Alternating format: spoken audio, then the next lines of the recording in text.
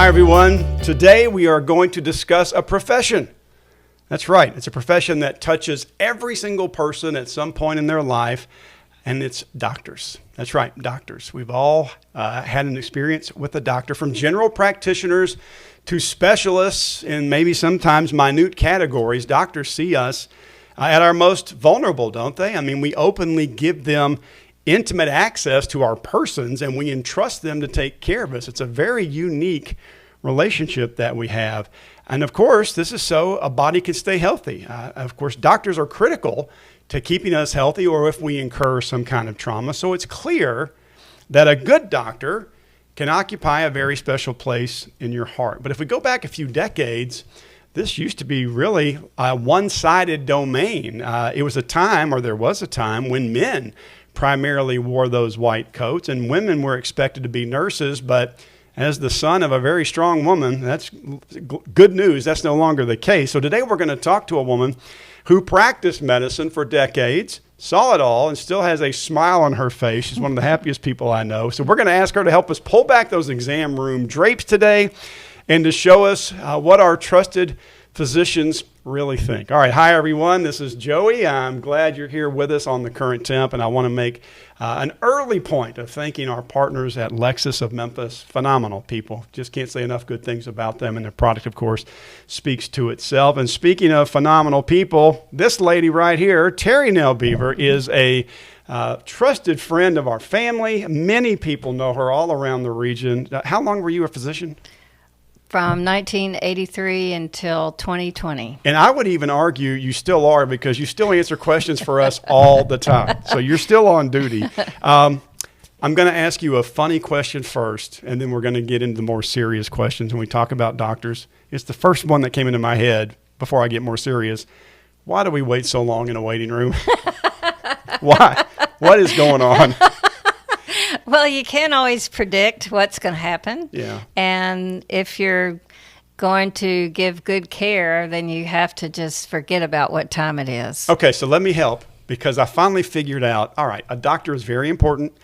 Her time is very precious. And so I would imagine you try to line everybody up so that you can go, I saw this person, I saw this, and each one is unique. Is that what happens? You just get hung up? That's right. You just get hung up and things happen. And the dreaded when you're walking out the door, oh, but doctor, one last thing.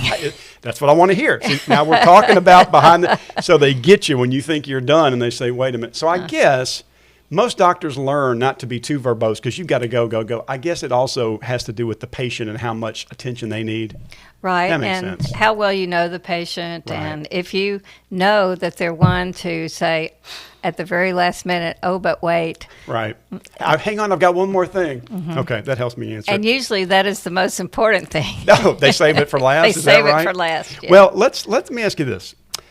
Medicine, and I'm going to talk in broad strokes, but I'd love for you to fine-tune this for me. You know, just from my memory, it used to be more of a cottage industry of independent doctors. And it seems like we've gone to more corporate, insurance-driven machinery. Would you agree that that's sort of the case? Absolutely, I agree with that. How do you think that has changed things for a patient? And you have probably seen a lot of that transition. How has that changed things for us when we come in to see you? Well, it makes the visit more rushed. Yeah. We have to spend more time on administrative tasks. The corporations expect us to provide a lot of information to them for billing.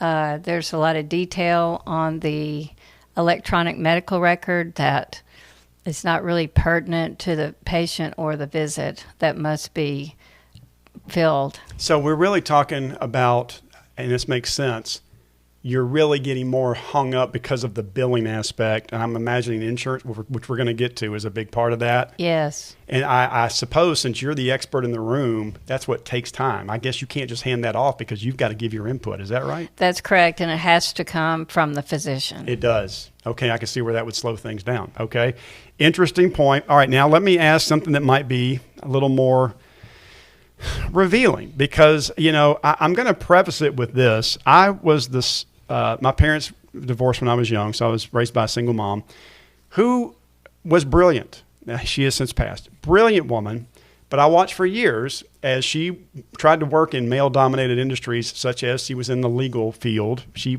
was a paralegal. She knew a ton of stuff.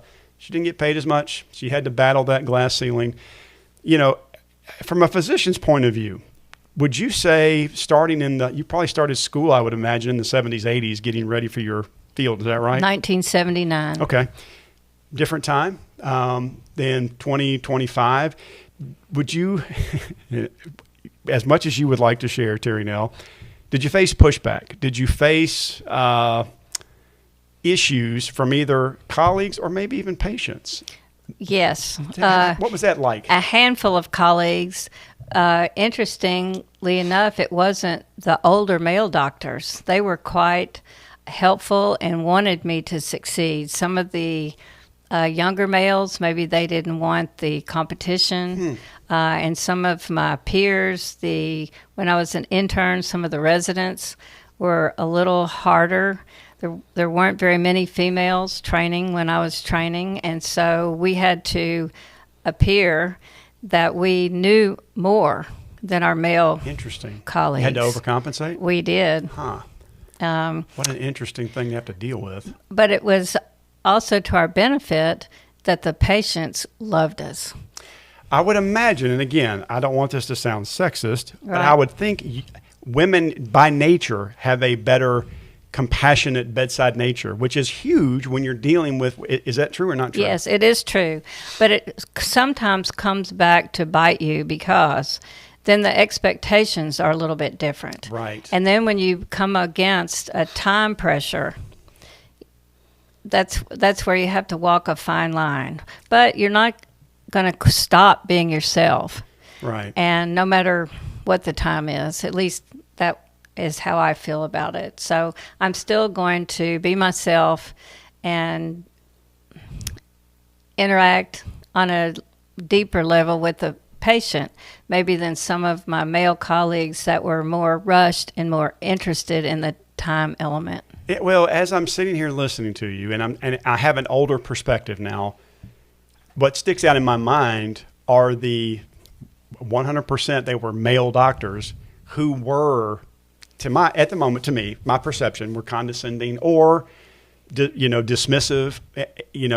I remember experiencing those things. Now, in hindsight, could I have given them a little more grace and said, well, maybe they were super rushed or they had a bad day? They're humans too. Mm-hmm. You're a human too. Mm-hmm. But you're, especially if somebody's sick, you're seeing them at their worst and we're expecting you to be at your best. However, it seems incumbent upon the physician to, as I'm sitting here saying this out loud, what we want as clients and humans is, I want your attention all the time and the utmost concern. But just as I'm saying this, there's just really, that's impossible. There's just no way to have somebody, no matter how well they're wired. So throw into the mix, you've got a physician. There's no doubt there's physicians out there who are maybe antisocial or don't have outgoing personalities. Those are the ones that I would think have a harder time relating to patients. I'm just kind of sounding this all out. That's true. That is true. Yeah.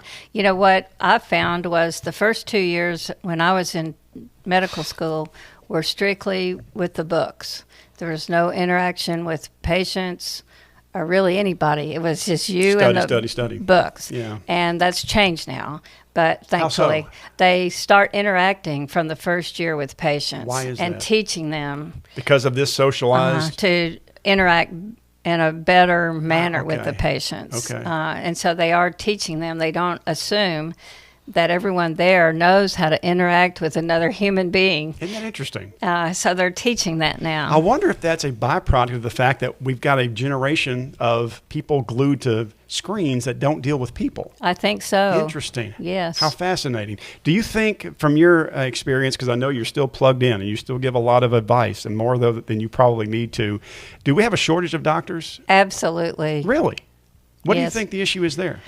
I think, as you alluded to, that medicine has become more corporate and more industrialized, and they want to put things in a box that people are going away from it. And their physician families are encouraging their sons and daughters to go into another field unless you feel that that's the only thing that could make you fulfilled Wow. in your career. That's what you're saying is pretty weighty. That you're talking about historical norms where people become doctors after their parents did. Yes. They're now saying don't do it. That's correct. Really? Well, and we're about to jump into it, at why I think that is. In fact, let's go ahead and jump into it now. I have a feeling it's because of insurance. Yes. And I say that having another physician friend who is a practicing radiologist, and when we're just kind of letting the steam off, one of the things he talks about the most is how difficult insurance and insurance companies has made his profession. So what do you think, what role does insurance play in what we just said that people don't want to be doctors anymore? It takes up so much of your time. For example, I had to hire a person just to sit on the phone all day and argue with the insurance companies to pay for tests that were needed or medications that were needed. And after that person sat on the phone for hours, then they would say they would have to have a doctor-to-doctor conversation. Then they would put their hired doctor, who possibly hadn't seen patients in years, on the phone and demand that I stop what I'm doing and come to the phone and talk to him or her and justify the testing that is needed when I'm sitting there examining and talking to the patient, and the person on the other end of the phone has no clue about the patient whatsoever. I am flabbergasted at what you just said. I had no idea. You had to employ someone Yes. to argue on the phone, and Yes. then they would bring in someone else and pull you out. Yes. And that goes back to why you have to wait in the waiting room. Good grief. That's amazing. It is amazing. It's horrible. I would, on a bad day, if I had several, then I would get on the phone with the person. I say, now please spell your name for me, because I'm going to put it in the chart. When the malpractice doctors pick up this chart, they're going to see your name as the one who denied this care. I'm going through a lot of emotion right now. And one of the emotions is a little depression, because that's not going to get better. That's only going to get worse. I don't see that situation improving because of the way the industry is. Well, it's broken. Right. Healthcare delivery is broken. What do you mean by that? Well, how you get in to see a doctor, what happens during the visit, and how you can get the testing that you need and the medication that you need. That part, the access is broken. It's amazing, because even since I've retired, the advances in medicine that we can do to help people have improved so much. But the point of getting the patient to the care they need gets more and more difficult. Fine. Okay. Getting the person to the right place. Right. And cutting through the red tape and allowing them to have the testing and medication they need without paying tens of thousands of dollars. You know, they sign up for the insurance advertises that they're going to provide health care, but then they don't. They deny health care, and you don't ever see in the financial section that the insurance companies are going bankrupt. Right. Because they're not. Well, one of the things that truly aggravates me is those insurance companies do spend exorbitant amounts of money lobbying.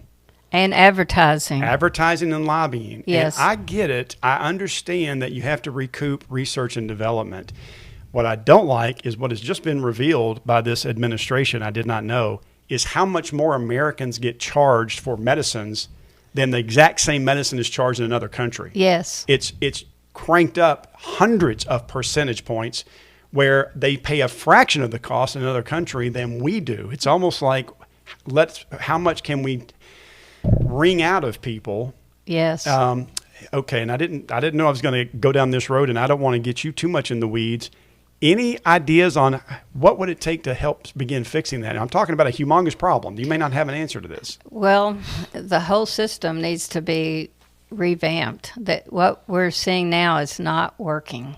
It's not helping people. Right. It's not getting people hooked in with their doctor.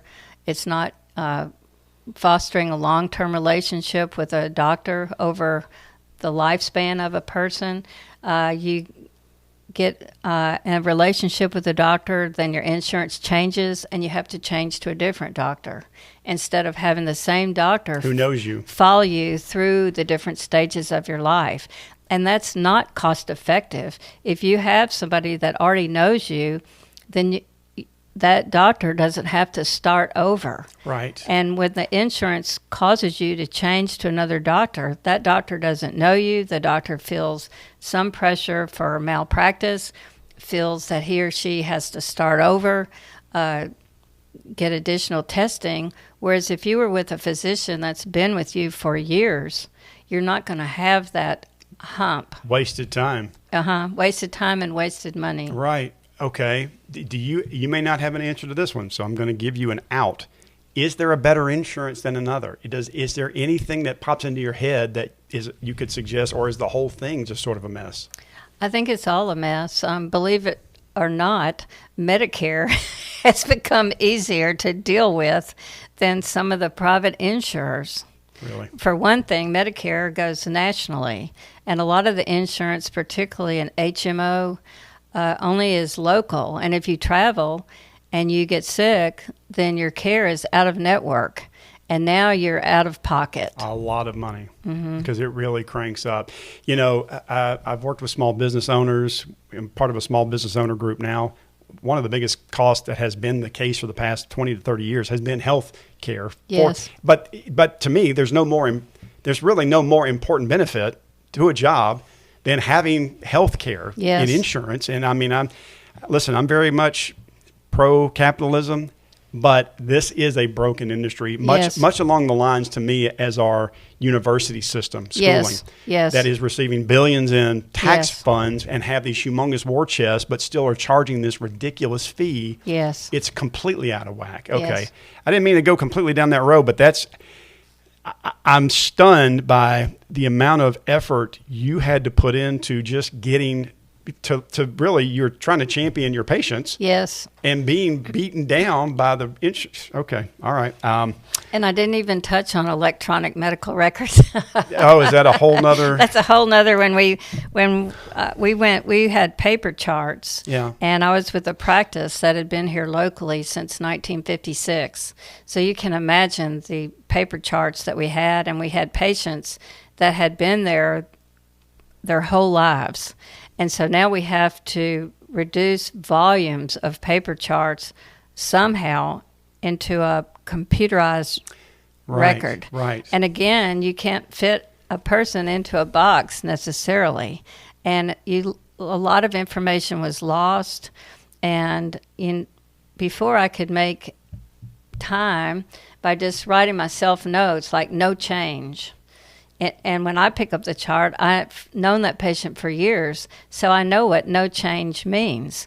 But if you have an electronic medical record, you have to check box after box after box after box. You can't just write no change. And that takes so much time. That's inefficient. A lot of doctors are now, especially internists, internal medicine is what I practiced. They see their patients, but the notes in the electronic medical records are so cumbersome. After they leave the office at 5 or 6 in the evening, they go home, have dinner, and then sit on the couch until 10 o'clock at night completing the electronic medical record. That's overwhelming. And, it has nothing to do with anything. Right. It's checking boxes. It's busy work. It's busy work, checking boxes. And we are told that it has to do with billing, that unless the boxes are checked, the billing cannot be accomplished. I wrote a book recently. A biographer followed Elon Musk around, and it's a phenomenal study on that guy's life and his way his brain operates, which is very unique. But love him or hate him, one of the things I heard him say and do over and over, and it's one of the things that's made him a trillionaire, is whenever he goes in one of his businesses and he's dealing with people, he refuses to accept this phrase because it's always been done that way. Yes. And love him or hate him, he would say, people, don't ever say to me, when I ask, why are we doing this? Well, because it's always been done that way.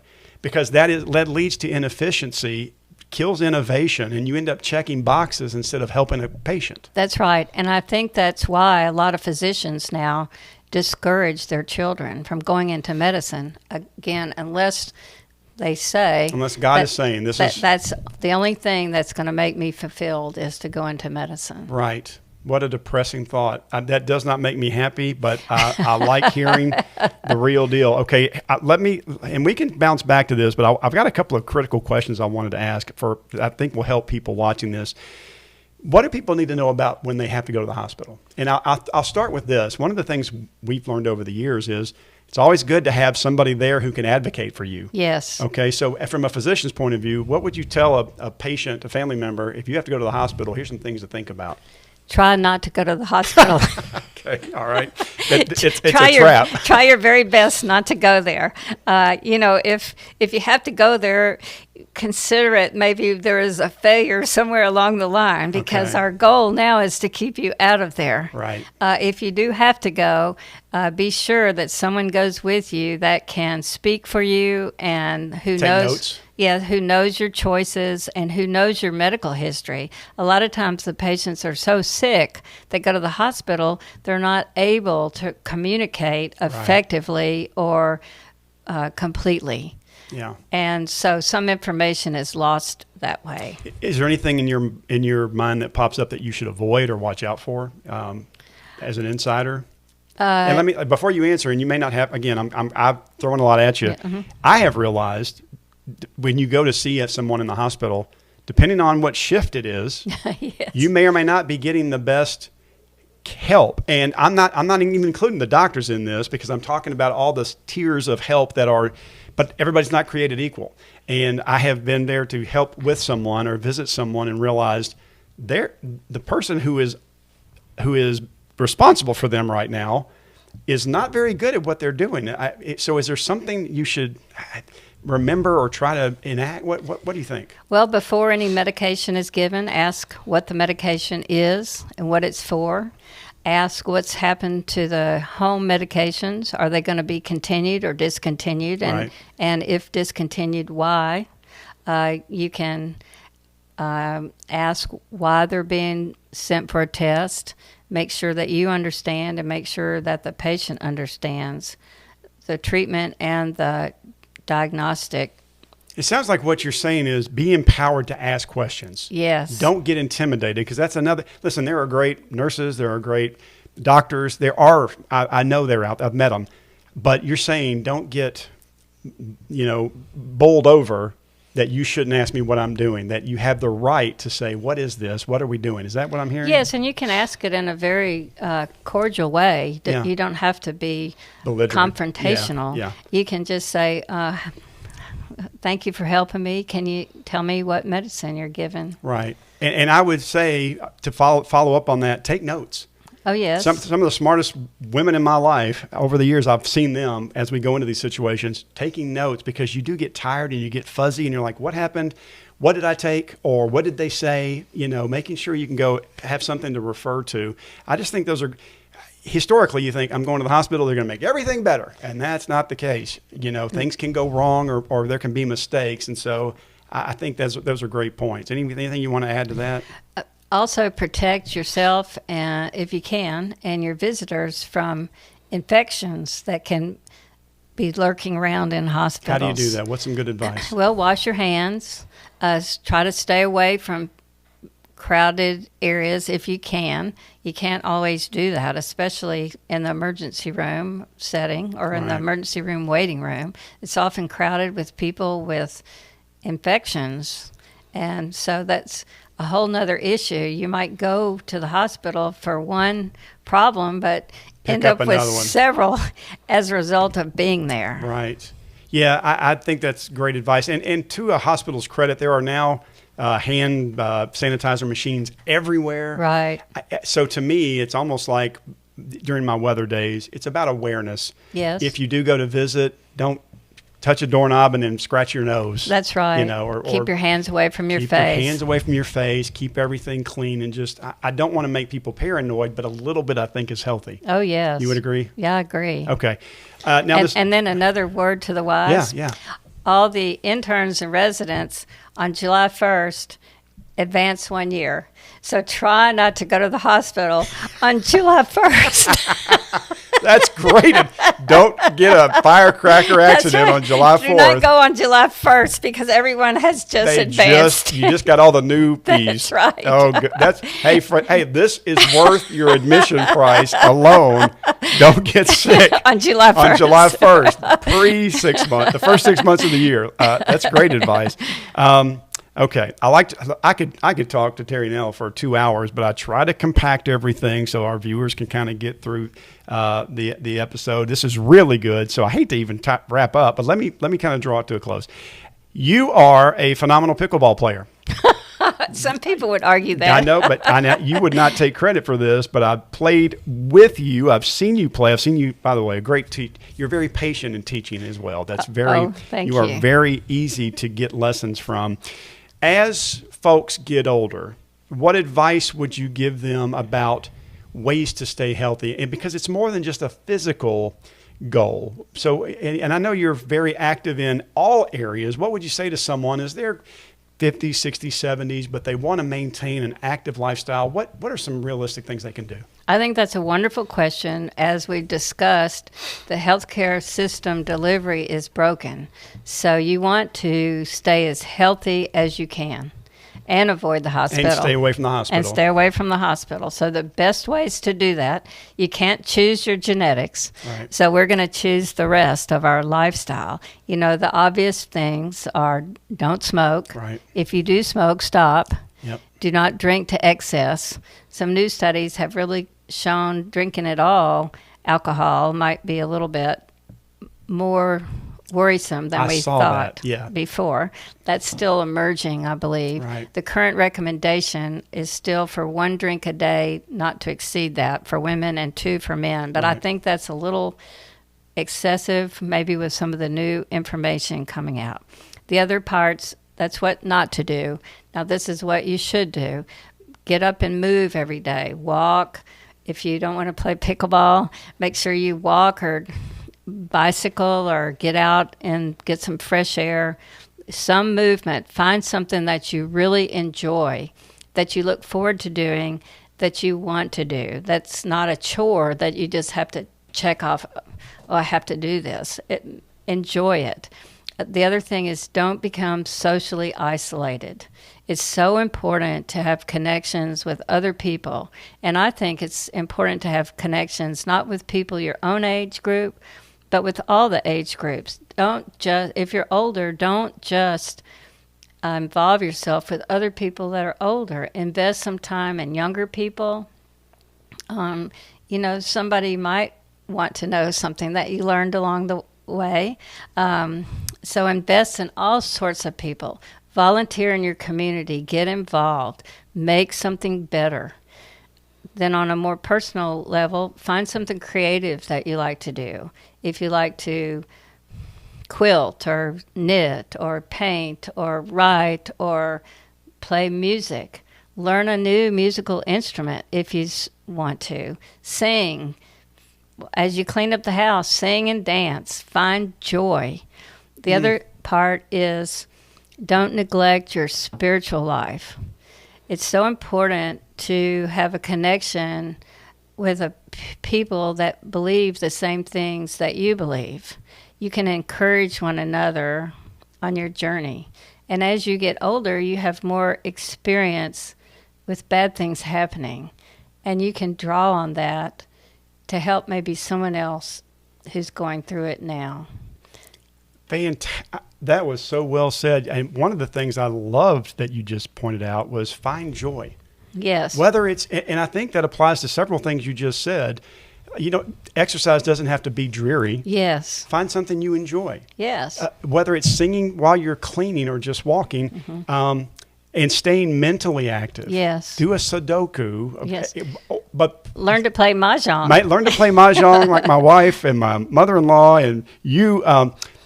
and staying interactive. I have been reading a lot of these same studies that really show one of the reasons married couples live longer is because they have each other. Yes. But they're in an active relationship, a community. Yes. But you don't have to be married to enjoy that at an older age. Many people are single as they grow older. Yes. At any age, get involved and find that joy.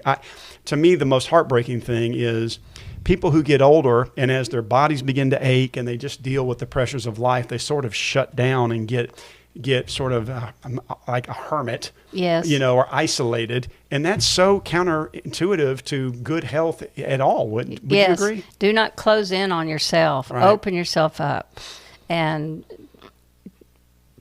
find your joy. There's so many ways, too, from church groups to silver sneakers at an athletic place, and usually they're cost effective. There's usually ways to get involved that don't cost money, or just get out and walk at the park, whatever you want to do. Right. Anything you want to ask, Mrs. Solopek? This has been delightful. It's been fantastic. Yeah, this is really, really good. Any final thoughts that anything we didn't cover, that because you really dropped a lot of good knowledge here. Like I said, we could do an hour or two of this. Anything you'd like to add before we kind of wrap it up? Keep yourself healthy. Yeah. And let me say this. I didn't brag enough about her. She doesn't brag about herself.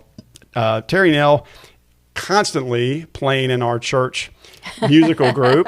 The keyboards, just plugged in every time I see her, pickleballing, helping others, and one of the most vibrant, one of the most fun people to be around with, just contagion. Your joy is contagious, and I hope you know that. Oh, thank you. So anyway, I'm so happy you're here. It's easy to have joy with you and Lisa. Well, she's the power pack here.